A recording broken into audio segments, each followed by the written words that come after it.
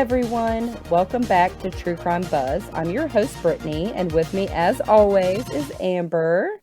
Hello. So, what are we drinking today? I am drinking some fancy Italian red wine. Ooh. Just kidding, it's Rex Goliath. I was going to try to play it off like Rex Goliath. Why do I sound like Borat? You do though. Oh. What are you drinking? I'm drinking actual Diet Coke.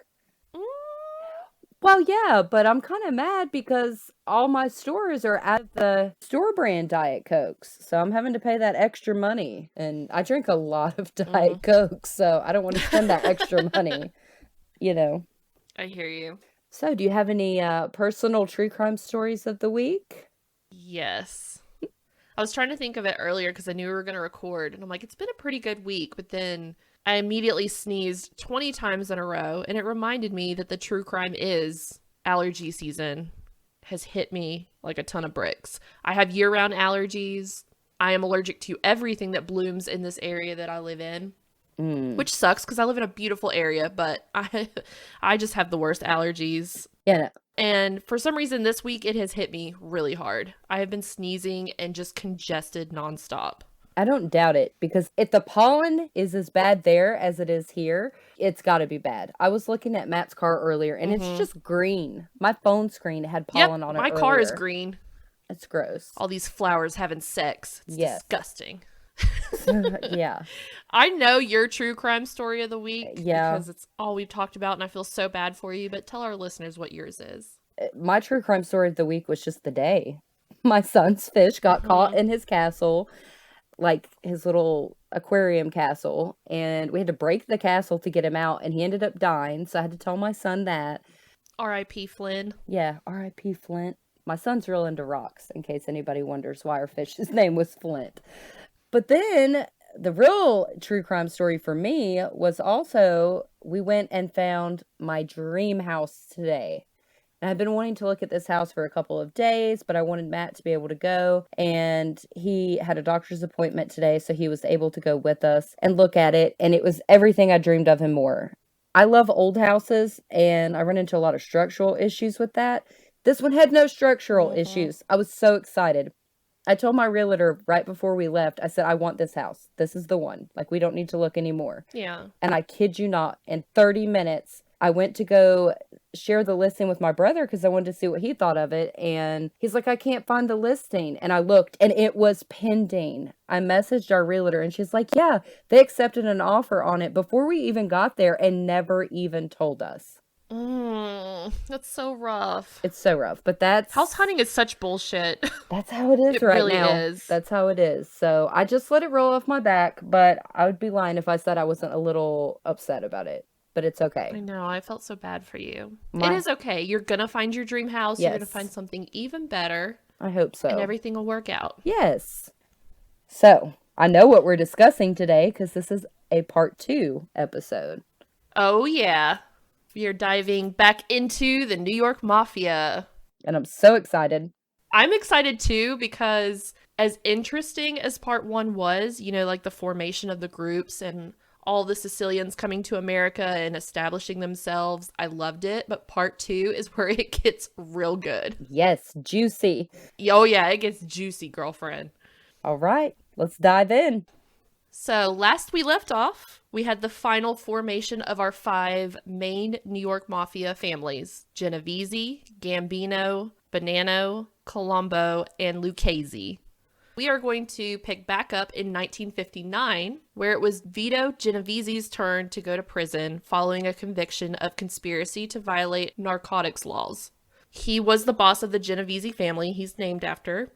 So he did receive a 15-year sentence, but continued to run the family from his prison cell in Atlanta, Georgia. Multitasker.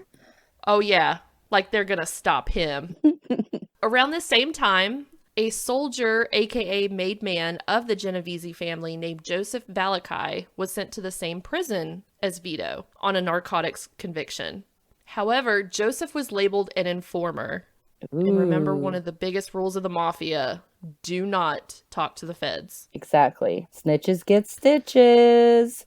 You got it. So since he was labeled an informer, he survived 3 attempts on his life behind bars. Holy cow. While he was still in prison in 1962, he killed a man he thought Vito Genovese sent to kill him. Oh. So as a result, he was sentenced to life for the murder. Ooh. But this was actually a turning point for Valakai because he decided to break the rule once again and actually cooperate with the U.S. government. I guess he feels, I've already messed up. My life is in danger even behind bars. Like, I have nowhere else to go. I might as well cooperate with the feds. And that's what he decided to do. Right, get some protection. Yeah. So after being recruited by FBI agents, he appeared before the U.S. Senate Permanent Subcommittee on Investigations on September 27th, 1963, and testified that he was a member of the secret criminal society in the United States known as La Cosa Nostra, which is the 5 families. And girl, he spilled all the tea. Not just the name, La Cosa Nostra, and it being a thing, but also the structure, the codes, the swearing in ceremonies, and names of the members. Whoa. He was just like, what do you want to know? Diarrhea of the mouth. So in 1969, several years after he began cooperating with the FBI, Vito Genovese actually died in his prison cell. But by then, the Genovese family was under the control of Philip Benny Squint Lombardo. All right. Unlike other bosses before him, Lombardo preferred to rule behind his underboss. He didn't want to be the boss. He wanted to be second in command, but actually call the shots. Okay. To kind of keep himself safe, so that way if shit went down, the boss could get in trouble and not really him. Okay. Which is kind of shisty, but such is the mafia. Yes. So he decided to rule behind his first underboss, who was Thomas Eboli, but he ended up getting murdered in 1972. Again, he had that security blanket, so he was like, all right, now I'll have to promote another guy as the front man, and he promoted Frank Funzi Thierry as the new boss. Okay. So Frank was now recognized as the boss of the Genovese family until early 1981 when he was convicted for operating a criminal organization through a pattern of racketeering that included murder and extortion. However, Frank was a very sick and old man, so once he was convicted, he only ended up serving 2 months before dying in jail. Wow. He was already at the end of his road. Enter Anthony Fat Tony Salerno, who then became the new boss of the Genovese family. Meanwhile, with the Gambino family, Carlo Gambino served as boss until he lost his battle with heart disease in 1976. So then once he passed away, Big Paul Castellano became the new boss, who was actually his brother-in-law. Oh, okay. Keeping it in the family. Yes. So apparently there was someone else that was second in command, like the underboss who was supposed to be promoted, and he chose his brother-in-law instead, and that was like a big to-do. Oof. As for the Bonanno family, they also went through a lot of changes. Let me pull up my chart. So last we left off, Joe Bananas Bonanno was the boss. He actually retired in 1968, which I laughed about because I'm like, how does a mob boss retire? Do you just say I'm too old to do this shit and like pass it on to someone else? But anyways, once he retired, Natalie Joe Diamond Evola became the new boss from 68 to 73. Okay. He was only boss until 73 because he died of cancer. So then stepped in Philip Rusty Rustelli, and he served boss off and on because he was in and out of prison. So between him and Carmine Galante, they kind of both took turns being boss because Rusty couldn't stay out of jail for the most part. Wow. And he was only boss for 2 years, but he was like in and out of prison, but like they would take turns until 76 when Carmine Galante became the official boss. Oh, okay. As for the Lucchese family, last we left off, Tommy Lucchese, aka Three Finger Brown, was his nickname. What? And I'll tell you why. He was the boss from 53 to 67. He got the nickname because he worked in a factory and had an accident that cut off part of his right hand, so he only had 3 fingers left. But why? Okay. He hated the nickname, from what I understand, but people called him Three Finger Brown. I think there was a baseball player that they called Three Finger Brown. I don't know what his deal was, but that's where the nickname came from, because once he had that accident and he had 3 fingers. I wouldn't like that nickname either. But he died of a brain tumor in 1967. So an interim boss stepped in named Carmine Mr. Gribbs Tremonti. He only filled the shoes because Anthony Tony Ducks Corallo was supposed to be the next boss, but like the other guy, he was in jail and couldn't fill those shoes yet. Oh, So okay. Carmine stepped in temporarily. So Tony Ducks got out of jail and became the official boss, and I love his name, Tony Ducks. Yeah. I was picturing like a cute little duck, like maybe he waddled when he walked. No. His nickname was because he had 12 arrests from 1941 to 1960, but none of them ever went to trial. And anytime the feds or the police were looking for him, he was never home or he was never where he was supposed to be. Like, oh, he's ducking his convictions. He ducks again. So they called him Tony Ducks. That's clever. Isn't I like that cute? Yeah. And he loved to plead the fifth. There was a arrest he was under and they were interviewing him for 2 hours and he pleaded the fifth 120 times. Holy smokes. He wasn't saying nothing about nobody. That's right. He wasn't getting any stitches. No. And then for the Colombo family, last we left off, the boss was Joseph Colombo. So he served as boss from 63 to 78. And sometime during that time, he created the Italian American Civil Rights League. And as awesome as that sounds, when you're in the mafia, that's not something you want to do. You don't want to bring any attention to yourself. Right. For obvious reasons. So this was insanely frowned upon. He was holding meetings, he was holding press conferences, he was going on TV, he was speaking, going to rallies. It was not great. So in 1971, he actually barely survived a shooting at a rally by Jerome A. Johnson, who shot him point blank range, 3 shots in the back of his head. Holy cow. He survived, but barely. He was basically in a coma. That's rough. So he eventually died of a heart attack from late effects from that shooting in 78. So he has survived for 7 years after that, which is crazy. Doesn't sound like a great quality of life. No. So once he died, actually just before he died, because members of the family knew, like, what do you do? He's a vegetable. Right. So Carmine Jr. Persico, aka the Snake, was his other nickname. Oh. He became acting boss in 73. So that's kind of where the families are boss-wise until the 70s when the FBI starts to try to take them down. So the 70s was described as the golden era of the mob because they were running pretty much everything and partying like there was no tomorrow. All the drugs, all the women, and they were just rolling in the dough. So like, for example, they ran a heroin and cocaine drug business. I was about to say, I know that old Booger Sugar's about to be in here somewhere because that was the time. That was the time. Yes, the 70s. Everyone wanted their Booger Sugar. Mm-hmm. And it was insanely profitable. The heroin and cocaine drug business was bringing in approximately $1 million profit a month. Whoa. And then on top of that, they were doing these mob taxes where they were intervening between the seller and the buyer and adding their own tax to it. Just that, they were bringing in 8 to 10 million per week. What? Per week? Yes, per week. I made sure I rewound the docuseries I was watching just to make sure I heard that right. Because I was like, holy shit. That's a lot of money. We're in the wrong business. Yes, we are. But, you know, I'm a terrible liar and I don't do drugs. And yeah, it wouldn't work out for me. Me either. So the FBI just could not figure out who was doing it or how they were doing it at all. Wow.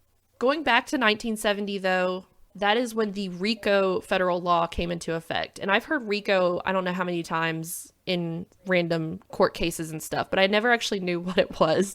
Do you? No, I've heard it, but like you, I don't know. Okay, good. I'm glad I'm not alone. So RICO stands for Racketeer Influenced and Corrupt Organizations Act. And this became a federal law in 1970, and this allows the FBI to prosecute a group of people that are connected based on one of the members ordering whatever crime. So, like, if one did it, they all do it. I did know that. Once you started telling it, I'm like, yep, I know this. So that was a federal law in 1970, but the FBI almost didn't know how to use it. They, like, didn't know how to go about it. They knew we can use this, but, like, how?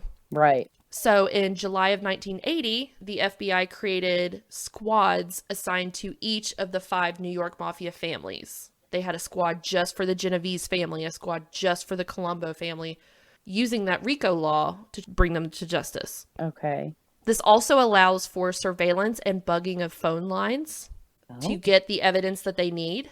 Yes, that all falls under that RICO law as well. And that's exactly what they decided to do. This is when it gets so good. Today's episode is presented by the SkinStore. For over 20 years, the SkinStore has been the #1 destination for premium skincare, hair care, and beauty products. With over 8,000 different products from 300 different brands, the SkinStore has you covered for all your hair, cosmetics, supplements, and of course, skincare needs. Find your favorite brands like Elta MD, NuFace, Olaplex, and more, all in one place with gifts with every purchase. Right now, the SkinStore is offering our listeners 20% off your next purchase by using the code POD.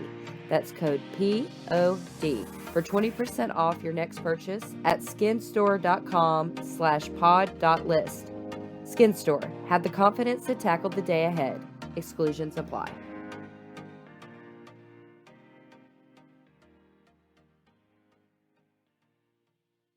So they know, all right, we need to start picking apart these families. Where do we start? And they started with this man named Angelo Ruggiero. He was a soldier for the Gambino family, and everyone called him Quack Quack behind his back. That rhymes. Quack quack behind his backs. I like it. I dig it. That was not his official nickname, but that's what they called him because he was like the family member that gossiped the most. He just loved to talk and just loved to talk shit and loved to talk about other people. Oh, yeah. The FBI saw this and saw the opportunity. He was a soldier for the Captain John Teflon Don Gotti, and I know you've heard of John Gotti. Yes. And he worked for the top boss, Paul Castellano. Okay. So the FBI found out that Angelo was having issues with his phone lines. How convenient. So they intercepted the actual phone company that he called to complain to and said, no, we got this. And they showed up to his house pretending to be the phone company instead. And so while they were fixing his phone, quote unquote, they placed a listening device under his rotary dial phone, and they had no idea. Wow. That's sneaky. Once they started listening to his conversations, the FBI realized that not only was he orchestrating multiple kilo-size heroin deals, but his boss, Paul Castellano, actually held meetings in his own dining room at his house in Staten Island. Wow. So now they're like, well, shit, we need to get in on that action. Yeah. So they decided to pretend to be the cable company this time. Let's switch it up a little bit. Because they learned that Paul Castellano held his meetings in the dining room at his house, and there was a television that's set in that dining room. So they thought, we can put the bug in there. They actually created interference of his cable box so that his signal wasn't coming through. And this caused him to call the cable company. They called the cable company and said, no, we're going to handle this. Dressed up as them, came in and planted another listening device in that TV. Wow. Right? Aren't they just like so ballsy? I could never. I would be shaking. I would be pouring sweat. Yeah, because if they got busted doing that, like, it'd be over. So what did the FBI learn from Paul Castellano's bug? Well, apparently he was having an affair with the maid Gloria. Shocker. Ooh. Scandalous. Yeah. But more importantly, his crime family was deep into the secret mob taxes that I was talking about earlier. Right. With the garment industry, and controlled tons of unions. The restaurant union, the trucking union, laborers union, longshoremen union, and hotel employees union. So we're talking hundreds of millions of dollars. So they also learned that the members of the Colombo family like to hang out at a specific banquet table at a local Italian restaurant in Brooklyn called Casa Storta. They tried to place a listening device in the lamp above the table one night when the restaurant was closed. But even after tackling the restaurant owner's 150-pound bull mastiff named Nina, the wire was almost immediately found and removed. Wow. Like basically the only audio they caught from it was, hey, this wire doesn't look right, and then immediately cut off. So they were like, dang it. Yeah, that was quick. So then they decided to try the Lucchese family. They learned that one of their soldiers, Sal Avellino, happened to be the driver for their boss, Tony Dux Corallo. And they thought, okay, well, since he's not only the driver, he's also a soldier for that family, you know they're talking business when they're in that car. Yeah. And after they were successful in bugging the car, they realized that they were right. And this is where they learned more about the Mafia's involvement in the unions, specifically the sanitation union for that family. Tony Ducks Corallo said, quote, "Now let's take somebody. Let's take a son, a son-in-law, somebody. Put them into the office. They got a job. Let's take somebody's daughter, whatever. She's the secretary. Let's staff it with our people. It's our fucking union." End quote. Oh, that was really good. Was it? No, you didn't sound like Borat that time. So, great job. I feel like the hand gesture helps. As for the Genovese family, FBI surveillance noticed that their boss, Fat Tony Salerno, would hang out at this place called the Palma Boys Social Club in East Harlem.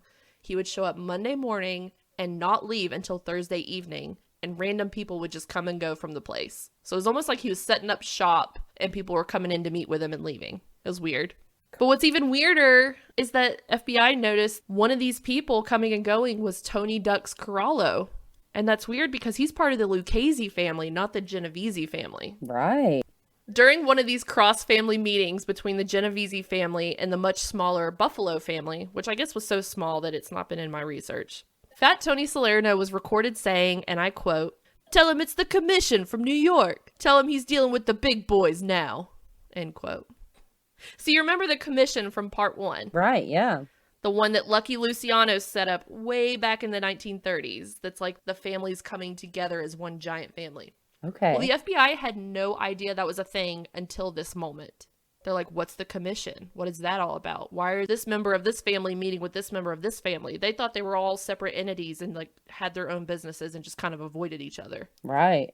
They realized that the families were actually working together in some aspect and that the head bosses would meet up and work together and settle any disputes as the commission. So, 1984, enter U.S. Attorney Rudy Giuliani, also learned about the commission, and this sparked his announcement that he made it his top priority to defeat organized crime in New York. That same year, FBI Director William H. Webster agreed with Giuliani and designated Sicilian Mafia cases specifically as a major priority within the FBI's organized crime program and designated 350 FBI agents and 100 New York police detectives to start the investigation. Wow. And Rudy Giuliani dreamt big. He didn't want to keep going after the little guys, the associates, the soldiers. He thought if you want to kill a monster, you can't keep chopping off its tail. You have to go for the head. True facts. So he decided to prosecute the actual leaders of these families and the upper level goons together under that RICO law that I talked about earlier. Yeah. For allegedly conspiring to commit felonies, including contract murders, loan sharking, extortion, labor racketeering, and drug trafficking. This was the first time RICO was actually used to prosecute a major federal case. Wow. So Giuliani assigned FBI to try to go back to that Casa Strada restaurant and attempt to bug that lamp one more time to try to get some recording of the Colombo family. Okay. And this time it was actually a success. During these recordings, they learned that one of the Colombo family's own guys, a soldier named Ralph Scopo, was also serving as president of the Concrete Workers Union. Oh. FBI surveillance noticed that he would meet with contractors for all these different construction projects, and he would meet with them in his car. So they decided, let's put another bug. He was scaring workers into doing what the mafia ordered them to do. One of the recordings said, and I quote, "Them fucking names in the paper, remember? There were 6 guys that they mentioned that was killed. I know 5 of them." Ooh. End quote. So basically he was saying, you do what I say or you're going to end up like these guys that got murdered that you saw in the newspaper. He also kept mentioning the club a lot. And that's when they learned another piece to this giant puzzle, which is the Concrete Club. That sounds like the most boring club ever. It's the most lucrative club ever. Perhaps. But tell me, like, if somebody was like, hey, you want to be a part of our concrete But also, club? yeah, no, I wouldn't sign up for that. No. Like watching paint dry. I mean, almost literally, yeah. That would be like a thing. Watching concrete dry. They meet once a week to watch a new slab of concrete dry. Yes. So during the 1980s, tax incentives were offered for all new skyscraper and building projects in New York. And this sparked a building boom. So all the skyscrapers were going up, all the buildings were going up. Like, it was creating New York as we know it today. Right. And so the mafia saw a huge opportunity. So they decided to take ownership of 8 major construction businesses and the laborers' unions. and they would manage any project that cost more than $2 million, which was virtually every project. Right. So not only would they manage and handle everything, but 2% of the profits would go straight into their pockets. Ooh. And when the buildings are worth millions upon millions of dollars, this is a $1 billion operation. It's huge. Wow. Literally. So now the FBI has proof that the mafia families are working together. They have proof that they're part of this giant concrete club, that they're scheming people's money out of New York. Like, they've got that proof. But what they need now is one single crime to link all the families together. Because, you know, saying that this guy's going to be a member of this union and build this building and make money isn't really enough. Right. They need to connect all 5 families to one crime. So they decide to look into the murder of an old Bonanno boss named Carmine Galante, which happened about 6 years earlier. The reason they decided to look into that specific case is because in order to take out an actual boss, the commission has to approve it. All the bosses have to agree to take out one of the bosses. You can't just take out a boss willy-nilly. Right. The commission had to sign off on it because it was a boss. So on July 12th, 1979, while eating lunch at Joe and Mary's Italian-American restaurant in Brooklyn with 2 other guys, Carmine Galante was shot dead while lighting up his cigar. Whoa. The coroner's report stated he had 84 entrance and exit wounds, and his cigar was still in his mouth. Wow. Oh, yeah. That's overkill. Yeah. So a woman in an apartment that was across the street from this restaurant wrote down the tag number of the car that the gunman jumped into and took off and called the police to report it. The police later found the car abandoned, and an informant mentioned that Anthony Bruno Indelicato, who was a soldier of the Bonanno family, was actually the shooter. Ooh. So they ran fingerprints from the car to match his, but it wasn't a match. They couldn't confirm it. But about an hour after the murder, video cameras showed what looked like to be a party or some sort of celebration at the Ravenite Social Club, where several mafia members were in attendance. And not only that, but Bruno Indelicato, the soldier of the Bonanno family, was being congratulated by the underboss of the Gambino family. Ooh. Which confirmed the FBI's suspicion that the families were working together and agreed on the hit of the Bonanno family boss. But they still needed proof. You know, a handshake and a smile, you know, that's not really enough. Yeah. But they know they're getting close. So another informant told the FBI that all 5 bosses of the commission were actually going to meet at a specific location on February 25th, 1985. The FBI at first was like, yeah, okay. But the informant's like, no, for real. They're all going to meet. This is where you need to be. So they went to the location.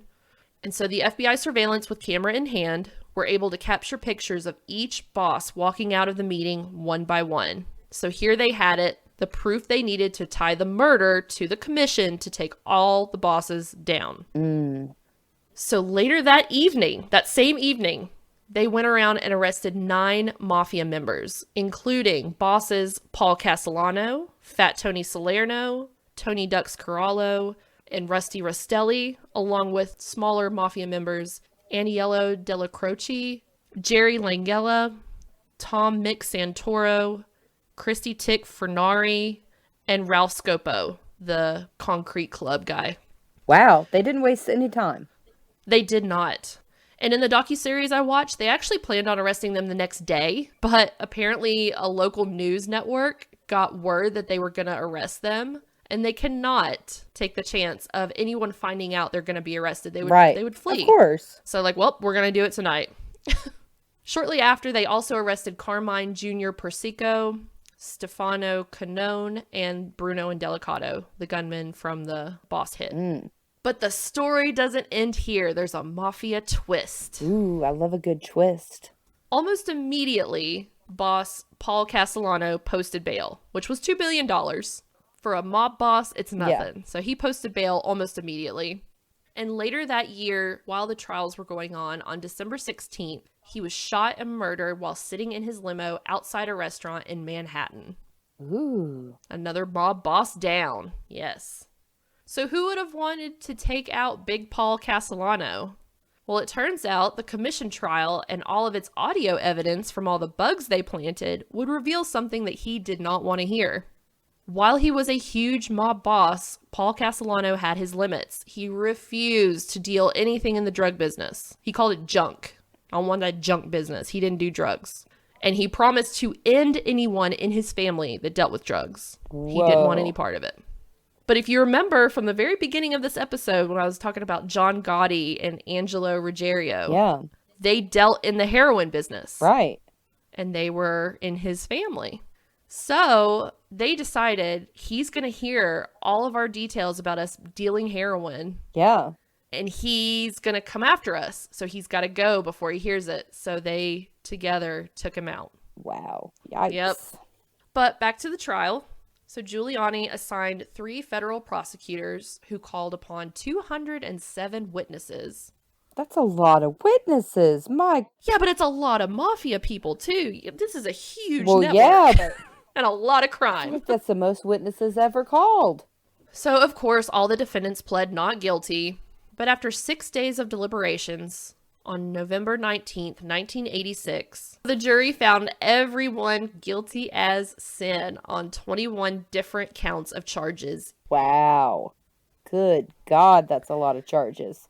So, Fat Tony Salerno, Tony Dux Corallo, Tom Mick Santoro, Chrissy Tick Fornari, Junior Persico, Jerry Lang Langella, and Ralph Scopo all received 100 years imprisonment and fined $240,000 to $250,000 each. Whoa. Bruno Indelicato received 40 years imprisonment and fined $50,000. So, the FBI took down the 5 families as promised, and New York could sleep at night again. So, where's the Mafia now? Yeah. Are they still around? More or less, the answer is probably. Almost definitely. Yeah. The most recent development that I could find was in May of 2017. FBI agents arrested 19 alleged leaders and members of the Lucchese crime family in New York and New Jersey. So at least the Lucchese family seems to still be kicking. Wow. When interviewed, federal prosecutor and U.S. attorney June H. Kim used this as proof that the La Cosa Nostra still operates even decades after its heyday. He said, quote, "As today's charges demonstrate, La Cosa Nostra remains alive and active in New York City, but so does our commitment to eradicate the mob's parasitic presence." Wow. And this is somewhat unrelated because it's not the American Mafia, it's the Italian Mafia, but I have to end it on this note because I feel like at this point we really need a laugh. Okay. So while I was trying to find new updates on Mafia arrests or Mafia activity, I found this news article. Mafia fugitive Mark Ferenc Cloud Biart. He's been on the run since 2014 for alleged cocaine trafficking, and he is part of the Italian Mafia of the Cacciola family. But he was recently caught in his Caribbean hideaway after being spotted in YouTube cooking videos that he made with his wife. What?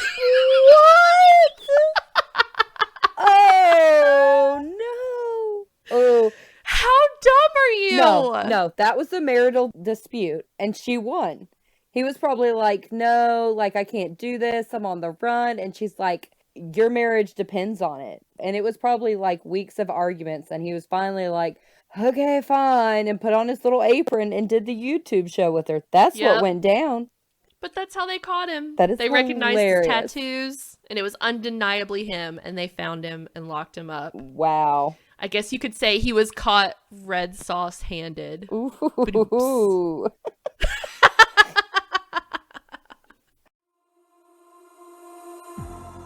Love our podcast? Then hit that subscribe button and leave us a review. We're also on Patreon. Head on over to patreon.com/truecrimebuzz and join today for access to all our exclusive content, including bonus episodes. You can also find us on Facebook, Instagram, and Twitter at TC Buzz Podcast. And check out our website at www.truecrimebuzz.com. Until next time, cheers!